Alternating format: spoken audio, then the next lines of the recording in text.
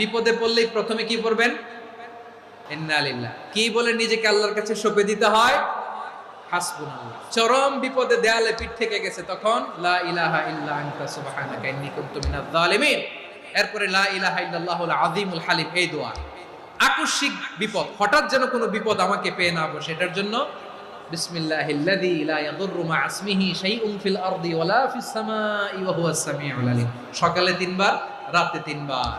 আর মারাত্মক tension, hyper tension, anxiety, depression থেকে বাঁচার জন্য 2 দোয়া, ইয়া হাইয়্যু ইয়া কাইয়্যুম, ইয়া হাইয়্যু ইয়া কাইয়্যুম। মনে থাকবে? আর আল্লাহুম্মা ইন্নী আবদুক, এই দোয়া। ঋণ থেকে বাঁচার জন্য 2 দোয়া, আল্লাহুম্মা ইন্নী আউযু বিকা মিনাল হাম্মি ওয়াল হাযান, এটা। আর আল্লাহুম্মা কফিনি বিহালালিকা আন হারামিকা ওয়া আগনিনি বিফাদলিকা আম্মান সিওয়াক। আর সব সময় পড়ার জন্য একটা আমল দিয়ে যাই, উঠতে বসতে, অফিসে যাচ্ছেন, অফিস থেকে ফিরতেছেন, বসে আছেন, শুয়ে আছেন, ছোট্ট এক শব্দে আমরা যেন বেশি বেশি পড়ি আস্তাগফিরুল্লাহ।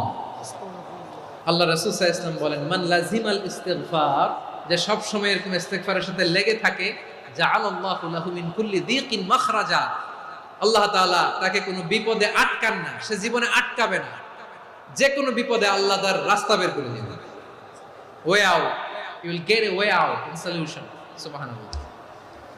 ওয়া মিন কুল্লি হাম্মিন ফারাজা, দুশ্চিন্তা মুক্ত হবে। ওয়া ইয়ারযুকহু মিন হাইসু লা ইয়াহতাসিব, এমন জায়গা থেকে আল্লাহ রিজিকের বন্দোবস্ত করবে যেটা সে কল্পনাও করে না। আওয়াজ করে পড়েন সুবহানাল্লাহ।